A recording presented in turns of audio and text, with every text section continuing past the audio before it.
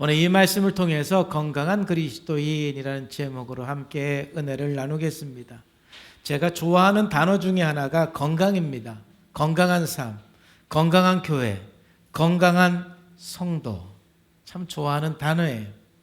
건강한 삶을 사는 것이 가장 큰 복입니다. 왜냐하면 영과 혼과 육이 건강할 때 우리는 최고의 삶을 살 뿐만이 아니라 하나님을 영화롭게 할 수 있습니다. 저는 요한복음 14장 각기 다른 사건들을 묵상을 하면서 참 이러한 모습이 건강한 그리스도인이 아닐까라는 생각을 해서 오늘 이 본문 말씀을 통해서 건강한 그리스도인이라는 제목으로 함께 여러분과 은혜를 나누고자 합니다. 여러분, 어떻게 신앙생활하는 것이 건강한 그리스도인일까요? 오늘 말씀을 통해서 여러분들은 얼마나 건강한 그리스도인인지 한번 점검해 보는 시간을 갖기를 원합니다. 첫 번째, 건강한 그리스도인은 하나님을 특게 사랑하는 사람입니다. 우리의 모든 삶의 동기가 하나님의 사랑 때문에 살아가는 삶이 바로 건강한 그리스도인입니다. 제가 특별히 이 본문에서 하나님을 뜨겁게 사랑한다는 것은 무엇을 의미하느냐 하면은 하나님을 뜨겁게 사랑하는 그 삶은 예수님께 무엇을 해도 무엇을 바쳐도 아깝지 않는 그런 마음, 그런 삶을 말하는 것입니다. 어느 본문 말씀에 보면은 예수님을 너무 사랑해서 예수님께 자기의 모든 걸 드린 한 사람이 나옵니다. 그리고 그것을 낭비라고 매우 화를 내고 꾸짖는 한 사람이 나옵니다. 3절 말씀에 보면은 예수께서 베다니 나병 환자 시몬의 집에서 식사하실 때에 한 여자가 매우 값진 향유 곧 순전한 나드 한 옥합을 가지고 와서 그 옥합을 깨뜨려 예수의 머리에 부었다 그랬습니다. 마가복음에는 이 여인의 이름이 나오지 않지만은 요한복음에 보면은 이 여인의 이름은 마리아다라고 언급하고 있습니다. 즉 나사로 그리고 마르다의 동생 마리아입니다. 예수님을 얼마나 사랑하면 이렇게 값진 향유를 예수님의 머리에 붓습니까? 그런데 이 모습을 보고 매우 화를 내는 사람이 한 사람이 있었지요. 4절 말씀에 보면은 어떤 사람이 화를 내어 서로 말하되 어찌하여 이 향유를 허비하는가? 이 향유를 300데나리온 이상에 팔아 가난한 자에게 줄 수 있었겠도다 하며 그 여자를 책망하는지라 그랬습니다. 마가복음에는 역시 이 말을 누가 했는지 언급하지 않았지만은 요한복음에 보면은 바로 이 말을 한 사람은 가롯 유다였어요. 가롯 유다는 마리아가 향유를 붓는 것을 보고 왜 그 귀한 향유를 낭비하느냐 하면서 꾸짖었어요. 야, 그것을 300데나리온 이상에 팔아서 가난한 사람들에게 주었으면 얼마나 좋았을 뻔했느냐 하고 화를 내는 것이지요. 여러분, 당시 한 데나리온은 하루 품삯입니다. 그러니까 300데나리온은 300일치의 품삯, 즉 1년 연봉입니다. 지금으로 말하면 약 3천만 원 이상이 되는 가치가 있는 향유입니다. 그러니 제가 생각해도 유다의 말이 논리적으로 맞습니다. 그것을 부어서 허비하기보다는 팔아서 오히려 가난한 사람들에게 주었으면 얼마나 좋았을까? 충분히 이해가 됩니다. 그런데 마리아는 그것을 낭비라고 생각하지 않았습니다. 왜 그랬을까요? 예수님을 너무 사랑했기 때문에 그랬습니다. 예수님도 그것을 낭비한다라고 말씀하지 않으셨습니다. 더군다나 제가 놀라웠던 것은 마리아의 언니 마르다, 마리아의 오빠 나사로도 그 행동을 말리지 않았습니다. 그 엄청난 것을 예수님께 부을 때 마리아가 자기 오빠와 자기 언니하고 상의하지 않았겠습니까? 그런데 나사로와 마르다도 동의한 것입니다. 왜 동의했을까요? 아깝지만 그것을 낭비라고 생각하지 않았습니다. 예수님을 너무 사랑했기 때문에. 그 당시에 귀한 손님이 오면 향유를 뿌리는 관습이 있었습니다. 보통 한두 방울 뿌리는 것이지요. 여러분 방 안에 향수 한두 방울만 뿌려도 얼마나 향이 좋아지는지 모릅니다. 근데 지금 여기 마리아는 그리고 나사로와 마르다는 3천만 원 이상이 되는 그 향유를 그냥 예수님께 부어버렸습니다. 이것은 합리적으로 이해가 되지는 않습니다. 이것은 사랑으로만 이해가 되는 겁니다. 오늘 하나님께서 저와 여러분들에게 하는 질문은 이것입니다. 여러분들 얼만큼 예수님을 사랑하십니까? 내가 별로 사랑하지 않는 사람에게는 돈 10,000원 쓰는 것도 아깝습니다. 근데 내가 정말로 사랑하는 사람을 위해서는 억만금을 써도 아까워요, 안 아까워요? 안 아깝습니다. 더 하고 싶습니다. 내 목숨을 주어도 아깝지가 않습니다. 건강한 그리스도인은 예수님의 사랑을 경험한 사람입니다. 예수님께서 나를 얼마나 사랑하는지 느끼고 아는 사람입니다. 그렇기 때문에 나 또한 예수님을 너무너무 사랑해서 예수님께 내 시간, 내 모든 삶, 내 모든 물질을 드려도 아깝지가 않습니다. 낭비라고 생각이 들지가 않습니다. 저는 우리 교회 안에서도 우리 성도님들이 얼마나 주님을 사랑하는지 종종 느낍니다. 우리 성도님들 중에도 이렇게 제가 목회하면서 감동하는 것은 정말 자기 형편보다 하나님 앞에 더 많이 드리는 사람, 매주 하나님 앞에 감사헌금하는 사람들이 있습니다. 그분들의 삶이 좋아서 그런 게 아닙니다. 형편이 어렵지만 하나님을 너무 사랑하기 때문에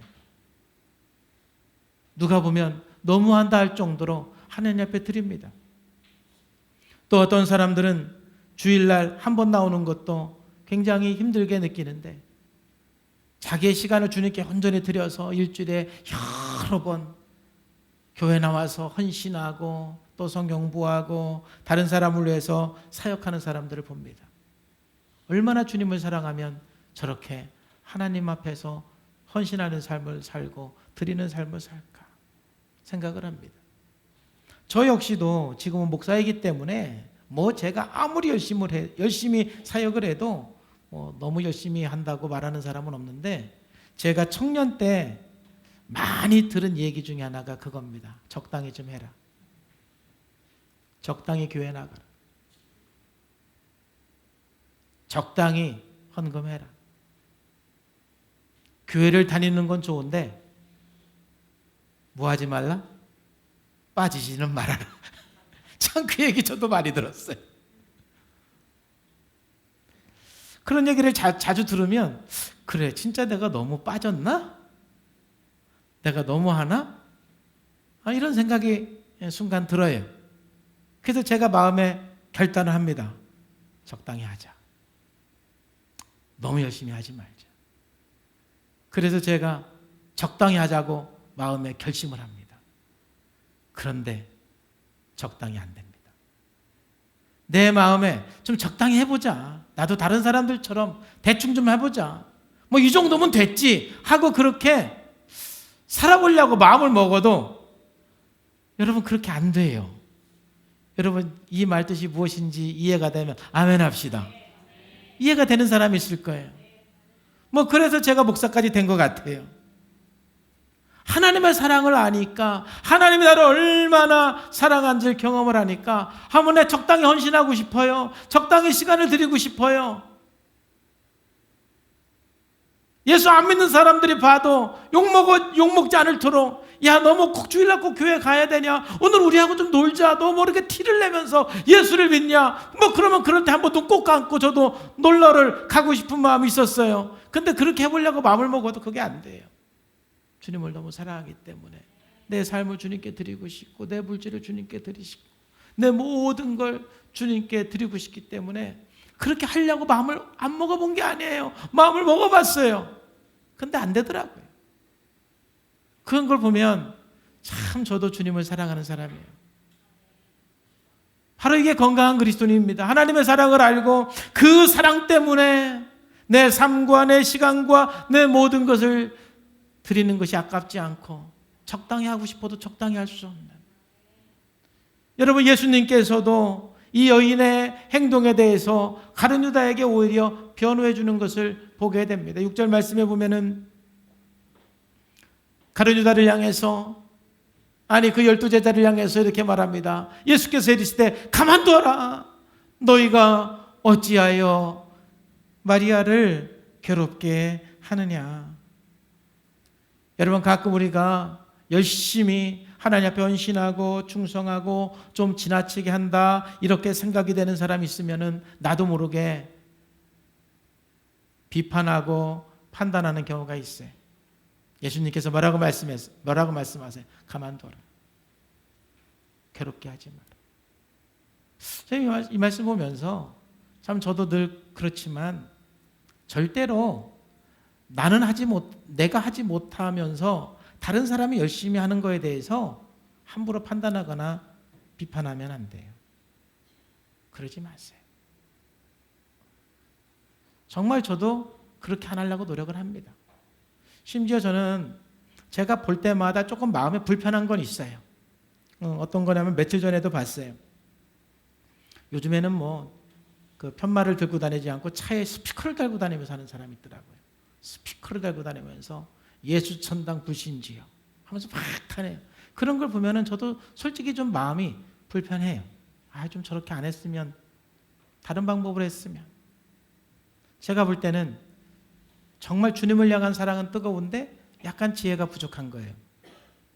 그런데 제 마음에 좀 불편은 하지만은, 그러나 그 사람들의 그 삶에 대해서 제가 한 번도 비판을 하거나 평가는 하지 않습니다. 왜냐하면 그런 사람들은요, 분명히 뭔가 비밀이 있어요. 하나님께 특별히 사랑받은 그 무엇이 있으니까 그렇게 하는 거지, 여러분 아무나 그렇게 하는 게 아니에요. 단지 좀 지혜가 부족한 거예요. 그 좀 지혜가 부족한 거에 대해서는 좀 내가 좀 마음이 불편할 수 있지만, 그러나 얼마나 주님을 사랑하면 그렇게 하겠어요. 제가 지금 프로그램 하는 사람 중에 무당이었다가 예수 믿은 사람이 있어요. 다 신받아가지고 사람들 보면은 막 그냥 다 보이는 거죠. 그러다가 이제 그분이 1월 달에 예수를 믿었어요. 얼마나 주님의 사랑이 감격스럽고 주님의 은혜가 감격스러운지요. 이 사람은 그냥 만나는 사람마다 뭐예요? 전도해요. 친구 만나면 교회 가자. 동생 만나면 교회 가자. 그러니까 친구나 동생이 그 사람 만나는 거 좋아하겠어요? 싫어하겠어요?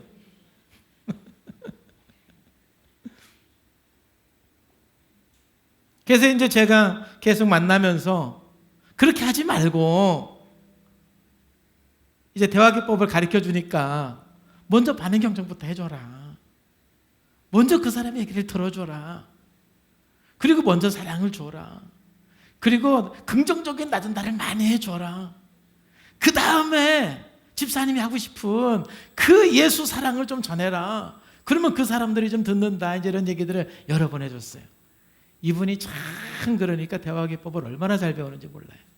그래서 이제 딸하고 관계도 그렇고 자기 동생과도 그렇고 자기 친구와도 그렇고 이제 만나면 먼저 복음을 말하기 전에 먼저 그 사람들 얘기를 들어주고 반응 경청해주고 긍정적인 나전달을 하고 그 다음에 복음을 전하니까 사람들이 들을까요? 안 들을까요?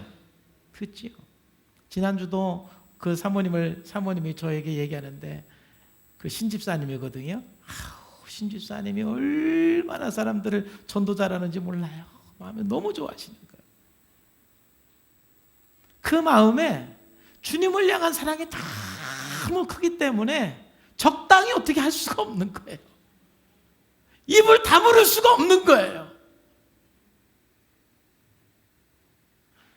그런 사람을 우리가 함부로 비판하면 안 돼요. 예수님께서도 가룟 유다에게 가만둬라. 너희가 어찌해서 그 여인을 괴롭게 하느냐.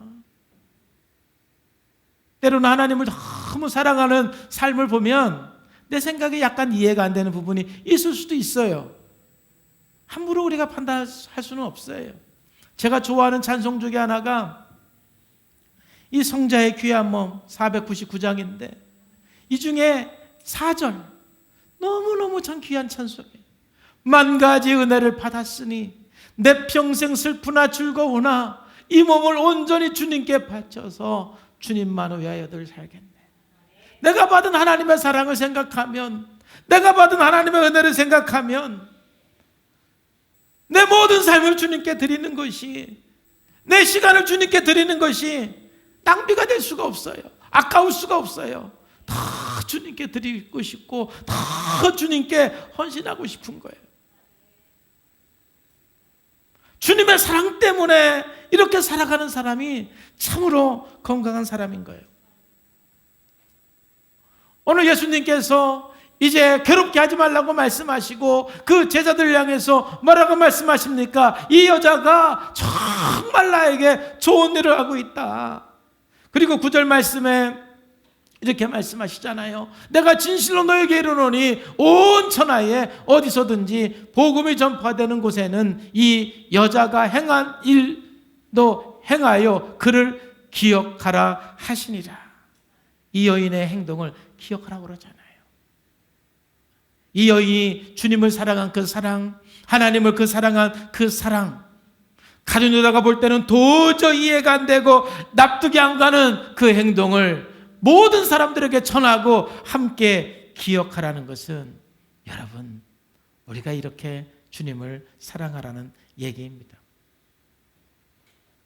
주님을 향한 뜨거운 사랑은 다른 사람이 볼 때는 낭비한다고 생각할 수가 있습니다. 그런데 사랑이라는 것은 낭비라는 개념이 내포될 수밖에 없어요. 진짜 여러분들이 사랑하는 사람을 대접할 때는 적당히 대접합니까? 좀 과하게 대접합니까?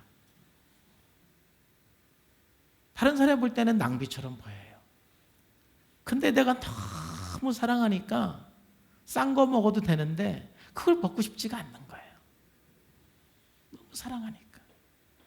그래서 저희 집사람이 그러더라고요. 카페를 하면서 깨달은 거는 커플이 와야 많이 산대요. 커플이 와요. 그냥 일반적인 사람 와서 커피 딸랑 한 잔만 시키는데 커플이 오면 남자가 여자를 얼마나 사랑하는지 알 수가 있어요. 사랑하면은 케이크도 사고 빵도 사고 거기 있는 거 다 산대요. 그리고 비싼 거 먹는데 할렐루야. 근데 그냥 대면대면한 사람들 오면, 업무 차원 사람들은 싼 거 먹는 거예요. 그렇지 않습니까? 사랑하면 낭비하는 거예요. 사랑하기 때문에 낭비하고 싶은 거예요. 진짜 사랑은 너무 논리적이고 합리적일 수가 없어요.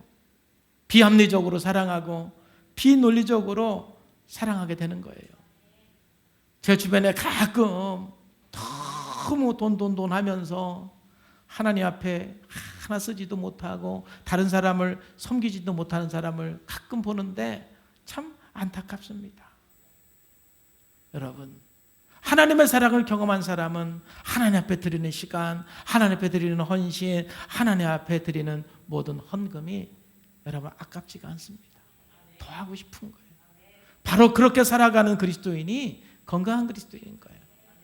오늘 김정학 권사님 간증한 것처럼 하나님의 사랑을 더 많이 경험하고 더 많이 느껴서 여러분의 삶이 더 하나님을 사랑하는 삶이 되기를 주 예수님의 이름으로 축복합니다. 두 번째로 건강한 그리스도는 어떤 그리스도냐면은 초자연적인 신앙과 자연적인 신앙의 균형이 있는 사람. 이 참 균형이 굉장히 중요해요. 우리가 회개하고 예수님을 믿는 순간 우리 안에 성령님이 들어오세요. 그렇기 때문에 믿는 사람들은 자연스럽게 초자연적인 역사를 경험할 수가 있습니다. 기도하면 하나님께서는 우리 기도를 들어주시고, 그렇기 때문에 우리는 하나님의 그 기적을 늘 기대할 수가 있습니다. 그러나 우리의 삶이 항상 기적이 일어나는 건 아닙니다. 항상 초자연적인 역사가 일어나는 것은 아닙니다. 제가 신앙생활에 보면은 어떠한 그리스도인들은 너무 초자연적인 역사만 사모하기 때문에 몸이 아파도 나는 병원에 안 가고 약도 안 먹는데요. 인간적인 방법은 쓰지 않겠대요. 하나님께 기도하면 하나님께서 다 고쳐주신대요. 제가 볼 때는 정말 훌륭한 신앙인이에요. 그렇지만 균형이 없는 거예요. 균형을 잃어버린 거예요. 건강하다고 볼 수는 없어요. 반대로 어떤 그리스도인들은 초자연적인 역사를 하나도 기대하지 않아요. 아유, 목사님 뭐 이 문제를 꼭 기도한다고 되나요? 제가 해야죠. 제가 열심히 해야죠. 아주 대단한 사람이에요. 그렇지만 제가 볼 때는 그 역시도 균형을 잃은 거예요. 건강한 그리스도인이라고 할 수는 없어요. 여러분, 건강한 그리스도인일수록 이런 초자연적인 신앙과 자연적인 신앙이 굉장히 균형이 있어요. 예수님의 삶도 초자연적인 삶과 자연적인 삶이 굉장히 균형이 있어요. 오늘 본문 말씀에 보면은 예수님의 제자들이 유월절을 맞이해서 유월절 음식을 어디에서 먹을 건지 예수님께 질문하는 내용이에요. 그러니까 예수님께서 제자들에게 대답해 주시는데, 너희가 성으로 나가면 물 한 동이를 가지고 가는 사람이 있을 건데 그 사람을 따라가라. 그리고 그 사람을 따라가서 그 사람의 집에 가서 그 집 주인에게 우리가 유월절 음식을 먹을 건데 자리를 좀 마련해 달라고 부탁을 해라. 그러면 그 집 주인이 우리가 유월절 음식을 먹을 것을 잘 준비해 놓을 거다. 이렇게 예수님께서 제자들에게 시켰고, 제자들이 그대로 예수님 말씀대로 하니까 가서 물동이 한 물동이 가는 사람을 만났고, 그 사람을 따라가서 그 집에 들어가서 그 주인을 만나서 우리가 유월절 음식을 먹을 거니까 좀 자리를 준비해 주세요. 그러니까 그대로 순종을 해서 유월절 음식을 그 장소에서 먹게 되었지요. 이 본문 말씀을 해석할 때 첫 번째는 완전히 이 내용을 예수님의 초자연적인 삶으로 해석하는 사람도 있어요. 이건 예수님께서 전지하시고 전능하시기 때문에 예수님은 모든 것을 아시고 모든 사람을 움직일 수 있는 능력이 있어서 물 한 동이를 가져가는 사람도 이미 아셨고 어디로 갈지를 아셨고 그 사람에게 부탁을 하면 이미 하나님의 그 초자연적인 능력으로 그 사람의 마음을 움직여서 거기에서 유월절의 음식을 먹게 하셨다. 이렇게 해석하는 분도 있어요. 일리가 있죠. 근데 또 어떤 사람은 완전히 이것을 자연적으로 해석하는 분도 있어요. 여러분, 이 집주인이 누구예요? 마가의 엄마예요. 그렇죠? 마가의 다락방에서 이 월절 음식을 먹었어요. 그러니까 우리가 마가복음 첫 번째 시가 우리가 설교할 때 나눈 것처럼 이미 마가의 엄마는 예수님을 정말 사랑하고 예수님을 따랐던 예수님의 제자예요. 그러니까 예수님께서는 이 마가의 엄마를 이미 알고 있고 마가의 엄마와 이미 많은 대화를 하는 사람 상대예요. 그렇기 때문에 예수님께서는 이 마가의 그 엄마에게 우리가 유월절 음식을 여기서 먹을 겁니다. 준비해 주세요. 내가 제자를 보내면 준비해 주세요. 이미 예수님께서 다 말씀해 놓았을 가능성이 있습니다. 저는 그랬다라고 생각을 합니다. 그러고 보니까 매우 자연적이지요. 근데 이렇게 자연적으로만 해석하면은 한 가지 이해가 안 되는 것이 뭐냐면은 물동이 이고 가는 사람을 만나는 거. 이것까지 예수님께서 설정할 수가 없잖아요. 응? 누구를 만나가지고 몇 월 며칠 몇 시에 물동이 가지고 우리 지나가라. 나의 제자를 만날 때까지. 뭐 이것까지 설정해 놓지는 않았을 거 아니에요. 그래서 대부분의 학자들, 저도 그렇지만 이 사건 안에는 초자연적인 사건과 자연적인 사건이 함께 있는 거예요. 다시 말해서 마가의 다락방을 준비시킨 것은 이미 자연적으로 이미 예수님께서 미리 만나서 이야기하고 부탁을 하고 이미 예수님께서 다 준비해 놓으신 거지. 그런데 물동이를 가지고 가는 그 사람은 예수님의 초자연적인 지식입니다. 그 순간에 성으로 들어가면 마가 그 집의 한 종이 물동이를 가지고 가는 것을 만나도록 성령님께서 역사를 하시는 거죠. 그건 초자연적인 거예요. 그러니까 이 한 사건 안에 이 초자연적인 것과 자연적인 것이 함께 있는 거예요. 그러니까 여러분, 예수님의 전체적인 삶을 보면은 이런 초자연적인 삶과 자연 법칙 안에 사는 그 삶이 늘 함께 공존해 있어요. 균형이 있어요. 자, 예를 들면 첫 번째 거는 제가 말씀을 안 보겠습니다. 자, 예수님께서 여러분들이 이제 신앙생활 오래 하신 분들은 무리를 걸은 사건이 있지요. 예수님은 무리를 걸을 능력이 있는 분이에요. 그러면 예수님께서는 평생에 항상 무리를 걸었나요? 딱 한 번만 무리를 걷고 나머지는 배를 타고 다니셨나요? 너무 뻔한 질문이죠? 질문 같지도 않은 질문. 예수님은요 항상 배 타고 다니셨어요. 그리고 딱 한 번 제자들이 풍랑 만나서 어려움을 당할 때 한밤중에 물 위를 걸어가신 거예요. 예수님께서는 물 위를 걸으신 능력이 있지만 항상 그렇게 초자연적으로 살질 않아요. 늘 배를 타고 다니셨어요. 배에서 주무시기도 하고. 여러분, 두 번째 또 우리가 생각할 것은 예수님께서는 물고기 5개, 물고기 2마리와 보리도 5개로 5,000명을 먹이신 사건이 있어요. 그렇죠? 그러니까는 예수님은 언제든지 보리도 5개로 5,000명을 먹일 수 있기 때문에 뭐 먹을 것이 없어도 걱정이 되지 않아요. 그렇지? 그러면 예수님께서 항상 그렇게 기적을 베풀어서 초자연적인 역사로 함께 식사를 하시고 제자들을 먹이셨을까요? 이런 초자연적인 역사는 예수님의 생에 2번 있었어요. 오병이어 사건과 4,000명의 사건, 그리고 대부분 사서 드셨어요. 요한복음 4장에도 보면은 배가 고프니까 시장하시니까 제자들에게 먹을 거 사오라고 시켰잖아요. 예수님이 시켜서 간 거예요. 이는 제자들이 먹을 것을 사러 그 동네에 들어갔습니다. 이때에 예수님께서 사마리아인을 만나게 되는 것이죠. 그러니까 예수님의 대부분의 삶은 사서 드셨어요. 그분이 5,000명을 먹일 수 있는 능력이 있고 기적을 행할 그러한 능력이 있는 분이지만 항상 그렇게 살지 않고 자연 법칙 안에서 예수님께서는 또 사세요. 또 예수님께서는 그 당시 모든 병을 고칠 수 있는 능력이 있는 분이에요. 그렇지만 예수님께서 항상 모든 사람의 모든 병을 다 고친 건 아니에요. 요한복음 5장 말씀에도 보면은 거기에 베데스다 연못에 많은 병자들이 있었어요. 맹인, 다리 저는 사람, 또 혈기 마른 사람 등등 수많은 병자가 있었다고 그래요. 그런데 여러분들이 아는 것처럼 여기에서 몇 명을 고쳤어요? 1명. 5절에 있는 것처럼 38년 된 한 병자를 예수님께서 만나서 1명의 환자를 고치셨어요. 지금 제가 이 말씀을 드리는 것은 예수님의 전생애를 보면 예수님께서는 하나님의 아들로서 모든 초자연적인 능력을 행할 수 있는 능력이 있는 분이세요. 그렇지만 예수님의 대부분의 삶은 자연법칙 안에서의 삶을 사시는 것을 우리는 보게 돼요. 특별한 경우에, 특별한 때에 초자연적인 역사를 행하시는 주님이에요.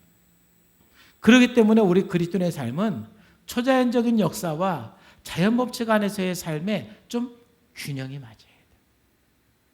그래서 저는 오늘 여러분들에게 첫 번째로 도전하는 것은 우리 성산의 모든 성도님들은 정말 초자연적인 역사를 위해서 간절히 기도하는 성도가 되기를 주님의 이름으로 축복합니다. 여러분 아플 때 간절히 기도하세요. 주님께서 치료해 주십니다. 여러분 사업에 어려움이 있을 때 하나님 앞에 간절히 기도하세요. 주님께서 우리가 알지 못하는 놀라운 크고 비밀한 일로 초자연적인 역사로 하나님께서 역사하십니다. 여러분의 삶에 문제가 있을 때 여러분 간절히 기도하세요. 하나님께서 우리가 상상하지 못하는 방법으로 주님께서 기적을 베푸시고 역사해 주실 줄로 믿습니다. 자연적인 법칙 안에만 살면 안 돼요. 우리는 초자연적인 역사를 믿고 간절히 기도하는 삶을 살아야 돼요. 그런데 두 번째로 또 제가 여러분들에게 드리고 싶은 말씀은 우리 그리스도인으로서 항상 초자연적인 역사만 기대하고 살면 안 됩니다. 여러분들이 할 일은 여러분들이 하셔야 됩니다. 우리의 역할을 해내셔야 됩니다. 기적적으로 자녀가 변화될 것만 기도하지 마시고 엄마가 할 일, 아빠가 할 일을 반드시 해내셔야 하는 것입니다. 기적적으로 하나님께서 영혼들을 구원할 것만 생각하지 마시고 여러분들이 할 일이 분명히 또 있습니다. 우리는 이 초자연적인 역사와 자연적인 법칙의 그 삶에서의 그 어떤 이 균형, 이것이 바로 건강한 그리스도인이에요. 한쪽으로 너무 치우치면 건강한 그리스도인이라고 할 수가 없어요.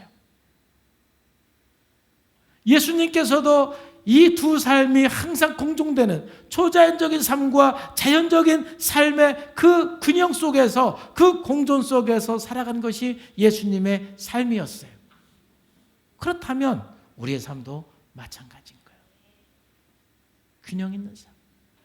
어떤 때는 초자연 정사를 위해서 간절히 기도하시고, 어떤 때는 우리들이 할 일을 생각하면서 그 자연 법칙, 자연의 어떤 그 규칙 안에서 또 최선을 다해서 살아가는 우리 성산의 성도 되기를 주 예수님의 이름으로 축복합니다. 마지막으로요, 오늘 건강한 그리스도인 또 어떤 사람일까요?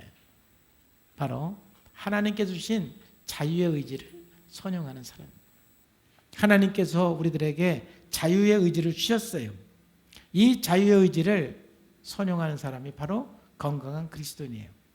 이게 무슨 말이냐면은, 이제 17절 말씀부터 보면은 예수님께서 제자들에게 가룟 유다가 배반할 것을 말씀을 하시죠.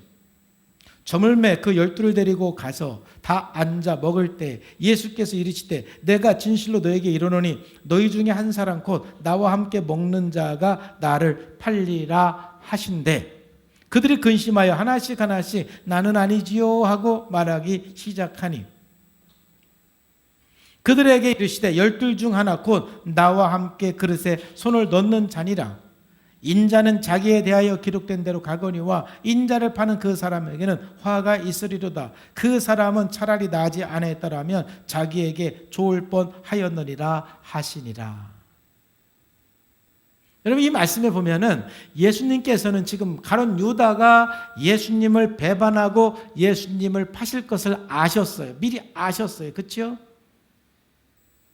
그리고 지금 그래서 가룟 유다가 나를 배반할 것이다, 나를 팔 것이다 라고 지금 제자들에게 가르쳐주고 있어요. 제자들은 서로 두려워해서 저는 아니지요, 저는 아니지요 라고 물어요. 그런데 21절 말씀에 보면은 예수님께서 뭐라고 말씀하시냐면은 그런데 그 사람에게 화가 있을 것이다 라고 말해요. 그리고 그는 차라리 나지 않았으면 더 좋았을 뻔하였다라고 예수님께서 말씀하세요. 그러면 여기서 우리가 질문이 생겨요. 예수님은 가룟 유다가 죄 지을 거 다 아셨어요. 가룟 유다가 예수님 팔 거 다 아셨어요. 그리고 그거는 화래예요. 그리고 그렇게 사는 가룟 유다는 태어나지 않았으면 더 좋았을 것 같대요. 그러면 말리셔야죠. 다리몽댕이 분지러뜨려서 그날 저녁에 못 나가게 하셔야죠. 다른 12 제자들에게 베드로야, 오늘 가룟 유다 벽에 묶어라. 오늘 쟤 나가면 나 판다. 묶어놔라. 못 나가게. 그러셔야죠. 뻔히 아시는데, 지금 나가서 뭐 할 걸 뻔히 아시는데 그렇게 그 행동이 화인데, 그리고 그렇게 행동함으로써 가룟 유다는 오히려 나지 않았으면 더 좋았을 뻔했다고 하시는데, 그러면 묶어서라도 다리몽댕이를 분지러뜨려서라도 그날 밤에 못 나가게 하셔야죠. 근데 예수님께서는 그렇게 하지 않았어요. 가룟 유다가 배반할 걸 뻔히 알면서 강권적으로 말리지는 않으세요. 왜 그렇습니까? 하나님은 이미 가룟 유다에게, 우리 모든 사람들에게 자유의 의지를 주셨어요. 여러분 기억하세요. 여러분들이 죄를 짓기로 결정하고 결심하면 하나님 강제적으로 안 말리세요.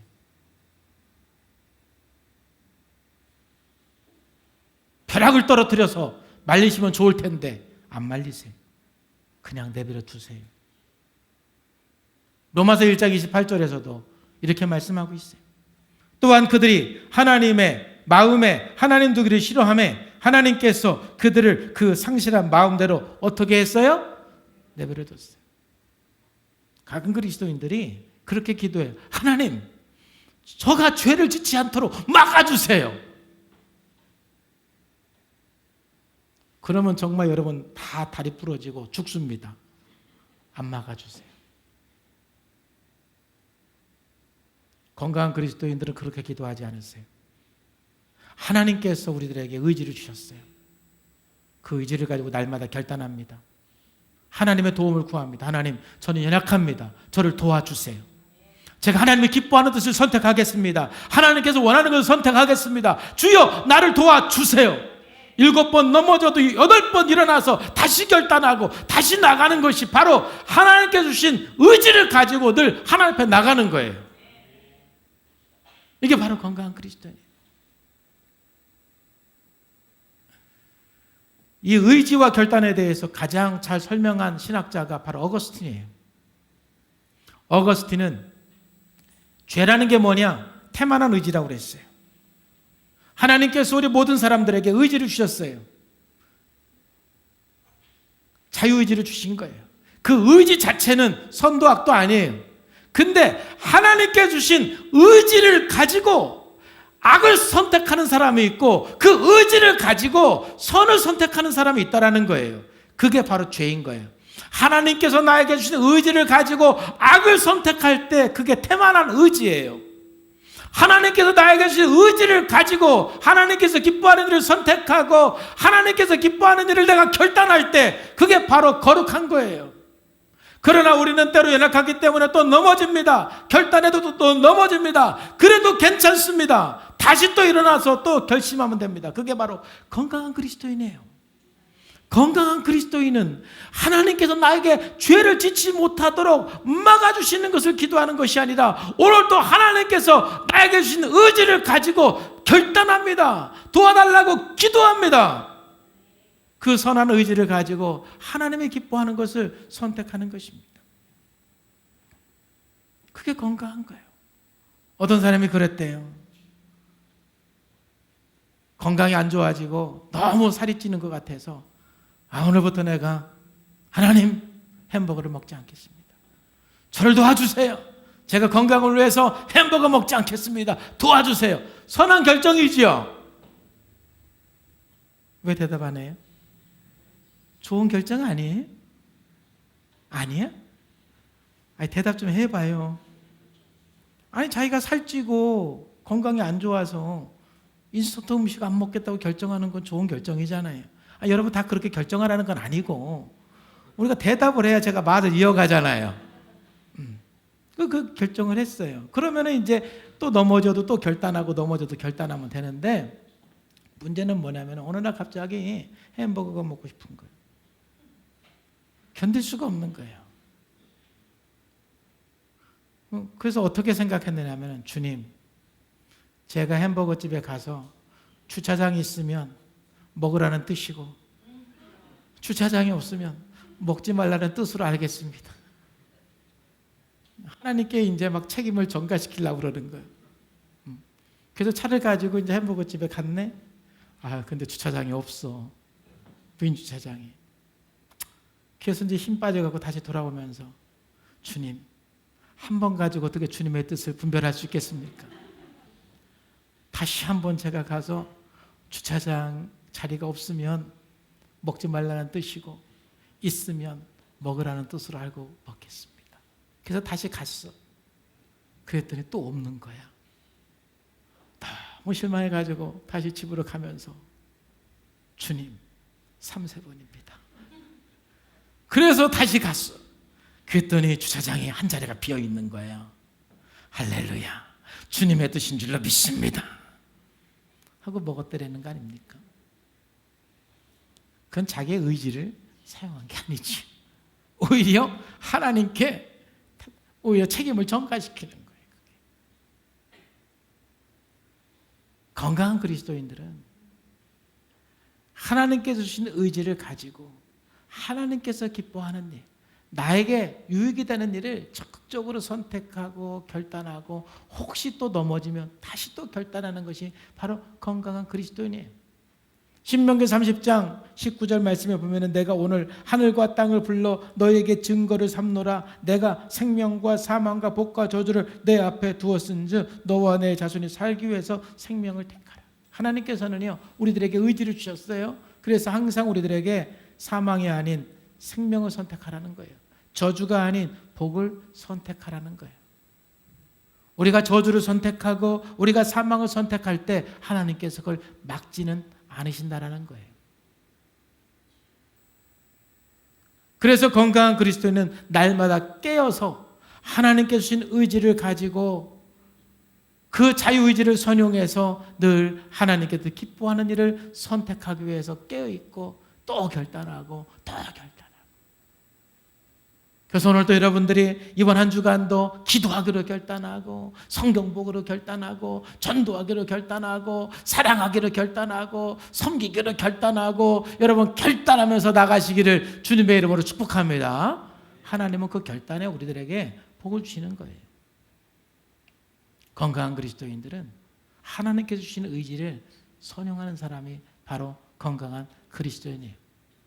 자, 오늘 본문 말씀을 제가 설교를 준비하기 위해서 묵상을 하면서 너무 다른 사건 하나하나여서 때로는 어떻게 설교할까 고민을 했는데 전체적으로 하나님께서 건강한 그리스도인이 이런 모습이 아닐까라는 생각을 주셨어요. 여러분, 누가 건강한 그리스도인인가요? 정말 하나님을 뜨겁게 사랑하는 사람이에요. 그래서 내 모든 걸 주님께 드려도 아깝지 않아요. 그저 하나님을 위해서, 하나님 나라를 위해서 내 모든 삶을 낭비하고 싶은, 허비하고 싶은, 바로 그게 오히려 건강한 크리스찬이에요. 그리고 두 번째, 건강한 그리스도인은 초자연적인 삶과 자연적인 삶의 균형이 있는 삶. 늘 초자연적인 역사도 경험하면서 또 자연적인 법칙 안에서 자기 역할을 잘 해내는 그 삶의 균형이 있는 삶. 그리고 하나님께 주신 의지를 가지고 날마다 하나님이 기뻐하는 것을 선택하고 더 선택하며 결단하는 그 그리스도인. 그러한 건강한 그리스도인 되기를 주 예수님의 이름으로 축복합니다. 기도하겠습니다. 하나님 아버지 감사합니다. 오늘도 성령님께서 함께 해주셔서 말씀해 주시고 은혜 주셔서 감사합니다. 정말 우리가 건강한 그리스도인 되게 하여 주옵소서. 하나님을 사랑합니다. 날마다 하나님의 사랑을 알고 그 사랑 안에서 우리가 참으로 복되고 건강한 삶을 살게 하여 주옵소서. 살아계신 예수님의 이름으로 감사하며 기도하옵나이다.